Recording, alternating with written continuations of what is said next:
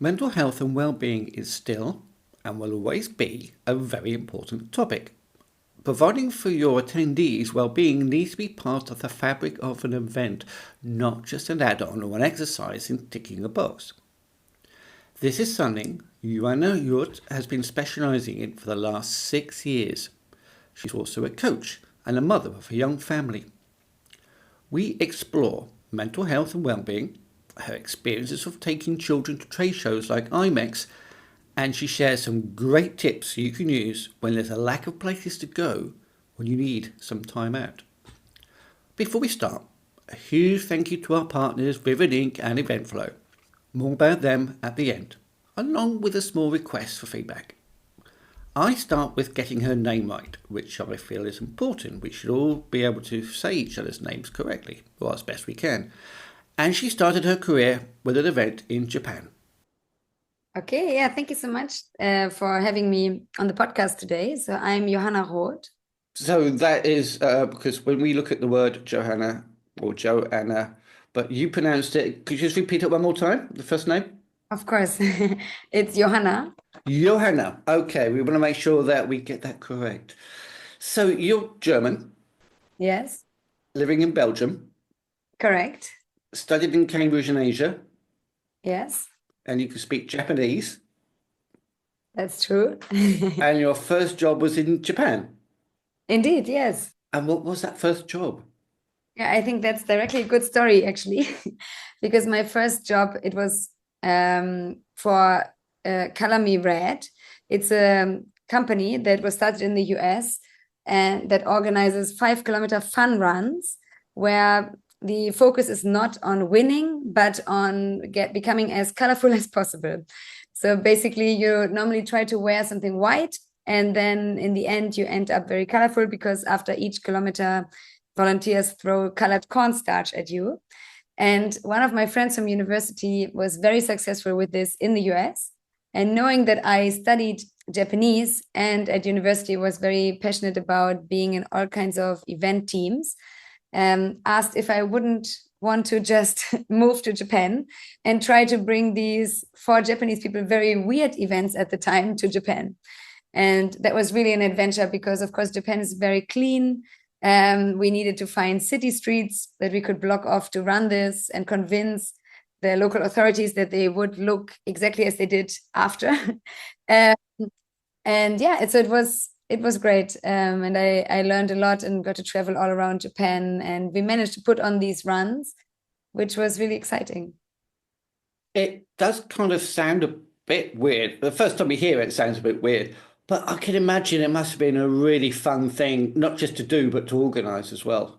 Yeah, it was really, really fun. And for many years, it was a big success. I think now different types of runs are popular. It got out of fashion, but yeah, it was very fun. I mean, we even saw some Japanese government officials trying to eat the cornstarch because we told them it's edible, it's safe, and they were actually eating it in front of our eyes to be sure for their cities. And yeah, it was funny. It was a really funny experience. And also the cultural difference between Japan, US, how to convert an American event to the Japanese market. It was, yeah, really exciting. That sounds really kind of international and worldly. Again, just to reiterate, German, living in Belgium, educated in Cambridge, UK, Asia, speaks Japanese, and organized a big, colourful event in Japan itself. That's a broad education if you think about it. Yeah, I definitely didn't expect that that would be my first job, but even though before I was already passionate about event management, it made me even more passionate because yeah, they are managing it by myself, recruiting the team, building it from scratch. I think I directly had a good school, let's say, in how to organize something very complex on your own, and build also the whole infrastructure for it. So there was a pre-existing interest in the world of events before you got into this really colourful, fun run. Yeah, actually, when I was studying in Cambridge, in the school or in the university holidays, I always went back to Germany, and there I worked as a promoter and often worked also in the Hamburg Congress Center, someone who's at the information point or supports different stands at trade shows and so on. So I could gather first experience there. And in Cambridge, of course, we have the May balls and June events at the end of the year, which are actually quite big events. Oh, they are. I was on many committees for those, and that was very exciting actually. And I could really see, or I could learn there how to manage a budget, how to manage a very big event. So that's where it's. So how long were you doing that before you got into the well-being side of things? Well, I'm still, of course, very much involved in events as well. I guess, well, my interest started maybe, I don't know, 16 years ago or something like this. But now, more recently, the last 6 years, I've been working for an association in Brussels, organizing their events in COVID, of course, fully online. And now more recently already since 2021, also again in person, all kinds of sizes, and also a large international conference.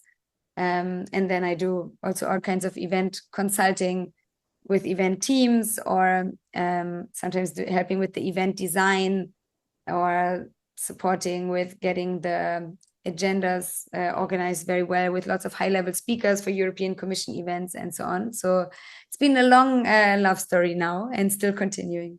And you still got the passion for it. Yeah, I really love it. I love innovations, so learning always about new things that we can try with our events, or things that make our life easier. But I really have a big passion also for the people in events. I was lucky at the association that I had the opportunity to build an event team from scratch, hire everyone, get everyone passionate about our association, but also about our events, do a lot of process optimization there and so on.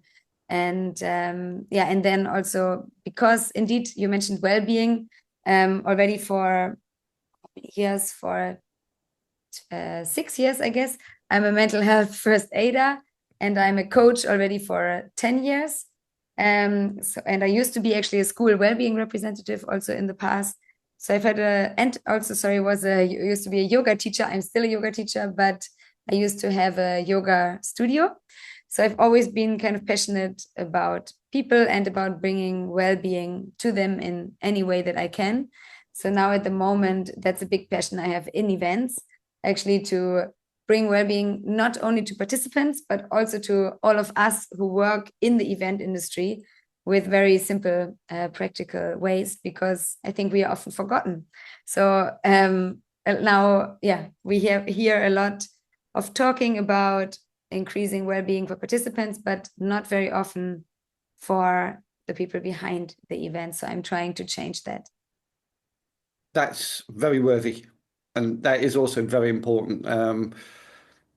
Yeah, it doesn't often be enough talk about the people who are working behind the scenes, who are the event planners, the AV people. It's all that goes on in the background that makes an event happen. There's a lot of very talented people, but of course they go through stress as well. And then well-being needs need to be taken care of. Yeah. Yeah. And usually, as event managers, of course, well, firstly, it's a very stressful job in itself. We can't probably take the stress and pressure out of it, because that's a little bit the nature of the industry. But we can try to have tools and ways of working, that make sure that we stay well in all of this pressure and stress. Yeah. Just going back a little bit. So you are a was it mental health first aider. Yeah. You are still involved with teaching and guiding people through yoga exercises. You've had a yoga ex. I'm still trained for it.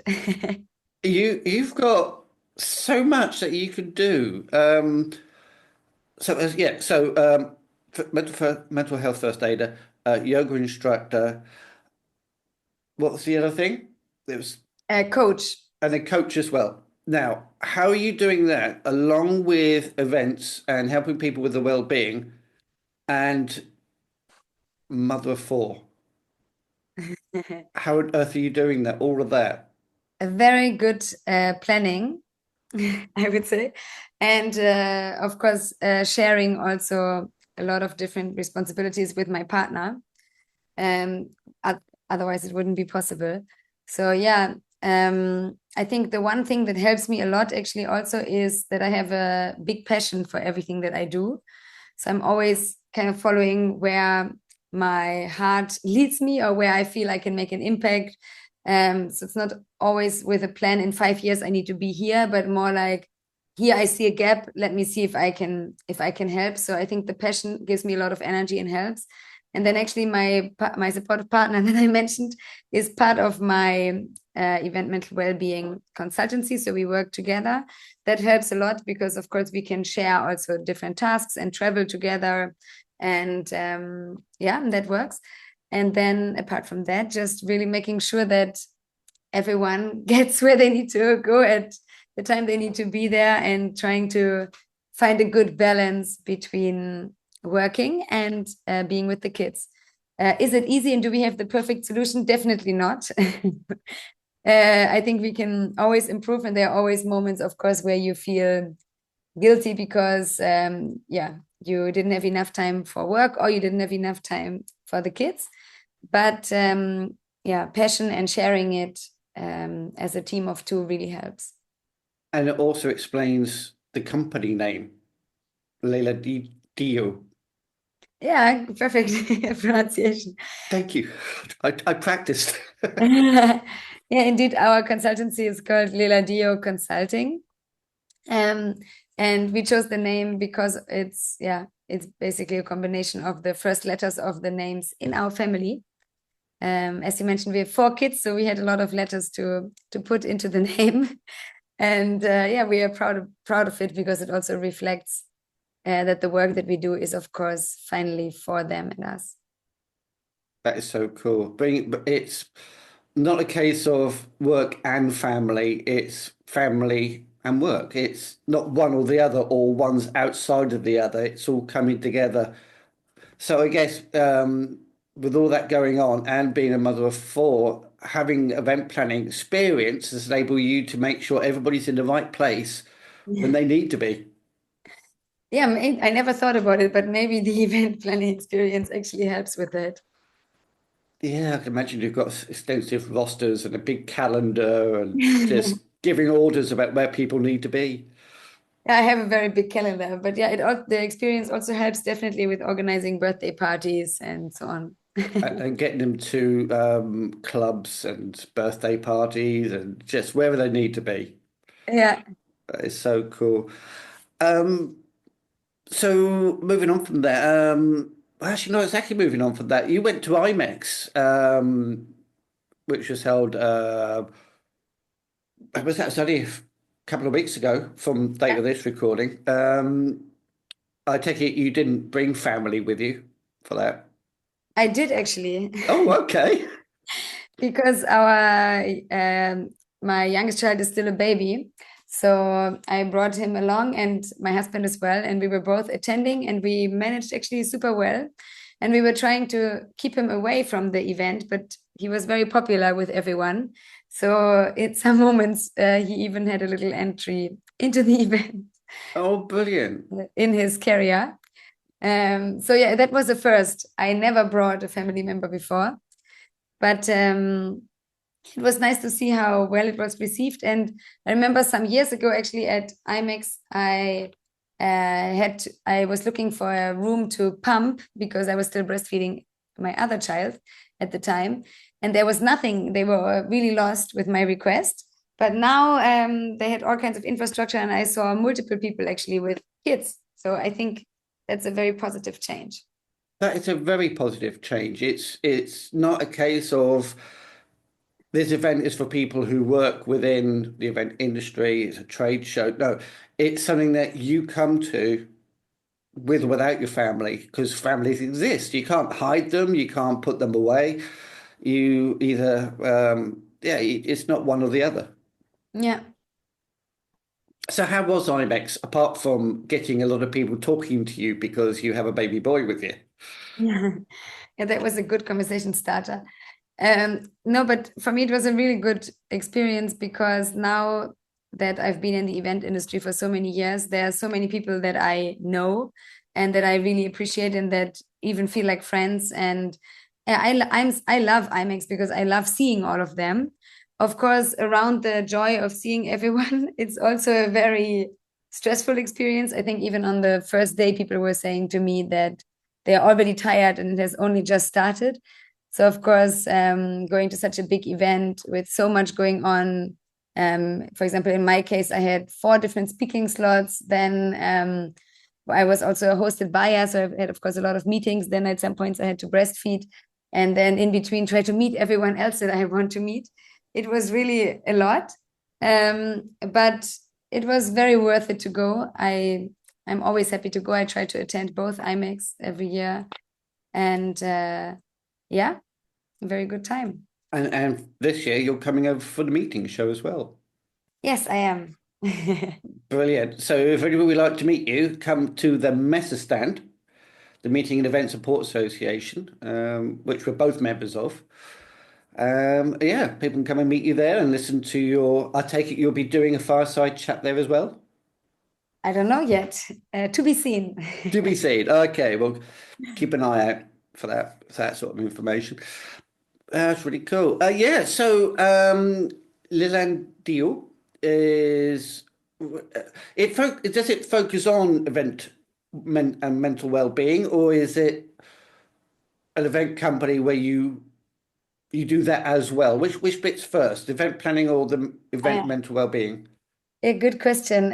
Actually, the focus of Leladijo is well-being in general. So we also work with some teams on well-being, even some that are not connected to events, because our idea is to bring well-being to like more well-being at the workplace to everyone.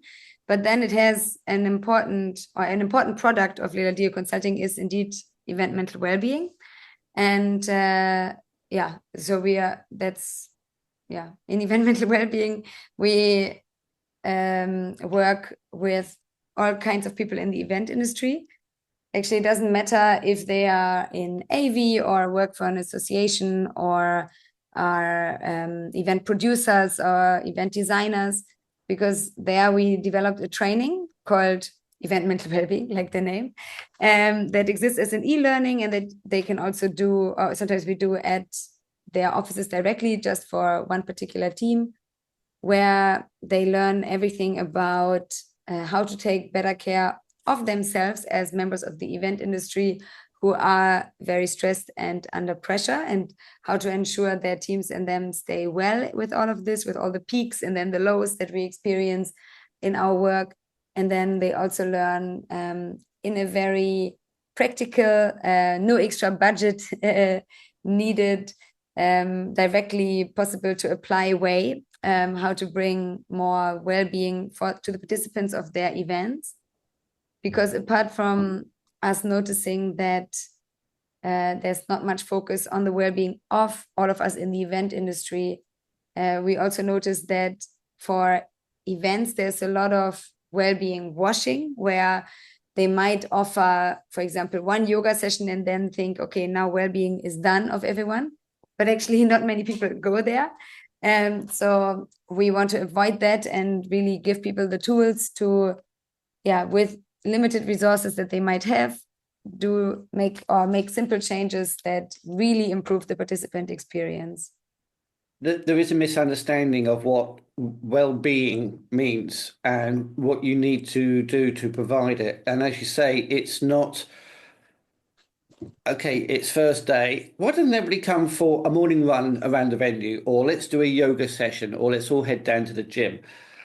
That's really, I mean, that's nice. You can get people together, and it's probably tying into what they do already.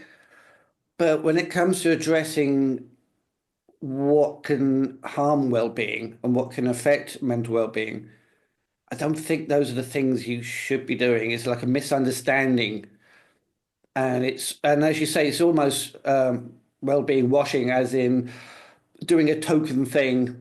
Okay, we've done that. We've ticked the box. Let's move on. So, what do you think needs to be done? Yeah, I think what you said is very correct. So it's more often we see, or more often than not, we just see token things being done. So what we are trying to implement, or what we really believe in, is that people need to look rather at the whole participant experience than doing one nice intervention. So, of course, when we have a lot of budget, we might choose to do also a beautiful intervention like chair yoga, like anything that we can think of that is very visible and is in one place at one moment. But what really helps, of course, is to look at, or to really think about, who are the people attending my event. So really thinking of different participant personas that you expect at your event. For example, newcomers. We normally always have some very experienced professionals in the field as two examples, or maybe also think of people with limited mobility or hard of hearing, and to think about the whole participant journey. So how do these personas experience the pre-event phase, and how can we make it easier for them? For example, are we overloading them with emailed information, or are we not giving them enough information, or do they have exactly what they need to have the best experience at the event? Then to think about also during the event, if I were, for example, a newcomer, would it be easy for me to network, or would I feel lost here? Are the sessions actually accessible for me or not? And so on. And then again, looking in the post-event phase as well, are we still overloading people with information, or do they never hear from us again? Because for what we believe is really that well-being is about people actually feeling not so stressed also all the time, right? If we go for one chair massage, for example, in that moment, maybe we are not stressed. But then if the rest of the event is stressful because, for example, we are vegan and we don't find the food that we can eat, and we are an introvert and we don't know how to network there, then our whole experience is still not an experience of well-being. So what I guess advocating for is that we need events to throughout be a less stressful experience. We need to make it easier for the participants that we know will attend our events to really find what they need to find, and have the right amount of information so that they finally can go home having been able to engage in the way they wanted to engage, felt comfortable when they had to network, could eat what they wanted to eat, found water when they needed it, and also weren't lost in the center. Because again, you might have the nicest things on offer, but if people can't even find it because there is signage, it doesn't help. So the easiest step is really to analyze your event from the eyes of the different people, and you will find a lot of things that you can change, and you'll be surprised by the big differences it will make. It can make a huge difference. But the most important thing is, based on my own experience and from what you're saying, is it shouldn't be an add-on. It shouldn't be, oh, we'll just tag on a yoga exercise. Yeah. We'll have a room where you can have, I don't know, plastic cups and water. What it needs to be is it's built in. It's part of the experience. It's not something you add on later. Yeah, indeed. That's the most genuine form of well-being at events, and where you can achieve true well-being. An add-on is normally just for visibility. Yeah. Yeah, it's got to be more than just a tick box and talk about it. If you don't integrate it and make it part and parcel of your event, then you are not helping as much as you could. Yeah. You might create one wow moment or one nice moment for the participants, but it doesn't mean that their whole experience is improved. Yeah. Yeah. Going back from what you're saying about having a quiet area that you could dip into for a minute, then come out, but you're back in the stress again. It's like just going find somewhere outside where you up against a tree or a building to get out the wind for a few minutes. That wind is still there. Yeah. Or if you're trying to find some shade from, I mean, especially this time of year. I mean, the UK is just coming up, still experiencing a heat wave, so Ah, which is nice. But yeah, I mean, you can find some shade, but unless that shade is always there and continues to be there, then you're back in the sunshine again. So well-being has got to be something that's always there, built as in built into it, not simply a room with some plastic cups and a bottle of water. yeah. I mean, definitely it's nice to have also some quieter areas at the conference or at any event, of course, because at IMEX as well, if we go back to that example, of course, there one of the most overwhelming things is probably the noise, because constant talking all around and music. One stand is a DJ, the next one has also yes. music blaring, and the next one is frying sausages, and then the other one raclette. And of course, it's a lot of it's too much. It's like sensory overload, right? We are smelling so many things, we are hearing so many things, and so on. So at such an event, of course, it's very helpful to have some areas where it's quiet, where it doesn't smell like all the food, where the lights are maybe more dimmed and so on. That will definitely add to the participant experience and help a lot of people. So I recommend to do it. But in addition, of course, if we can think about really, have we considered well-being and how the people will feel for the different moments of our event, that is, really game-changing. So with all that important information, with all that important views, that events should be integrating well-being. They should be providing good opportunities for good mental health.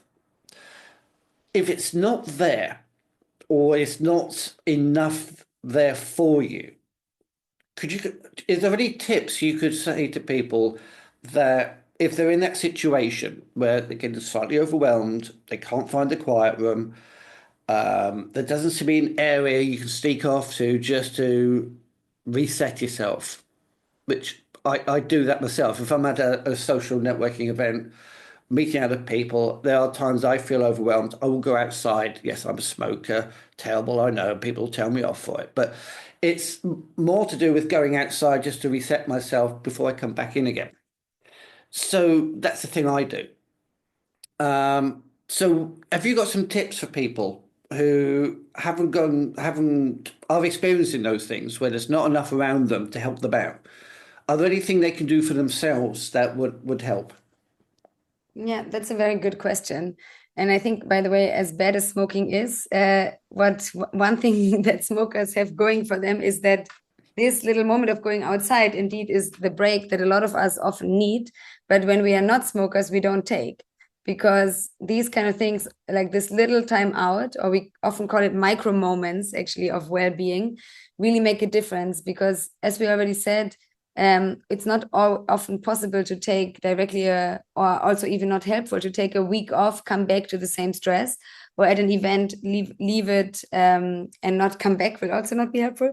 So normally it's good or it can help if we have a little toolkit for ourselves, what we do whenever we suddenly feel stressed in such a situation.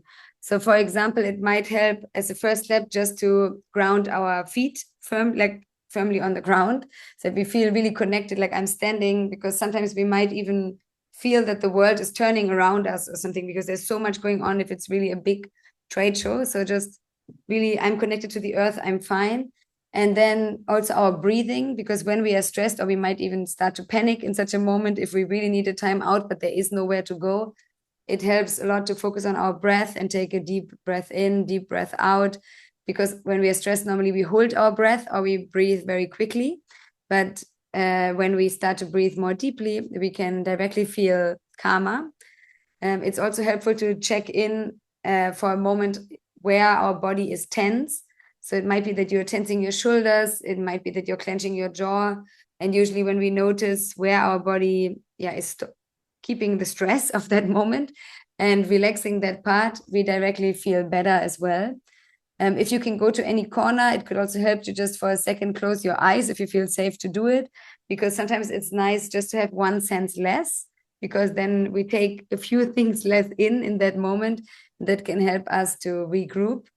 So really looking for these little moments and often it's things that other people don't even see, but you're doing them there, that really help you to feel good. It could also be just sitting down for a second and really checking those things we just mentioned. It would be good if you I recommend people to test a little bit what works for them, and to always remember that they can go back to that whenever they need it at such big events. Great advice, great tips. Well, I think we're going to bring it to the end there. Yeah. So where can people find out more about you and Leladijo? They can, if you put the information in the show notes, I guess they can manage to find our complicated website with that. That's called Leladijo Consulting. So of course they can go to our website.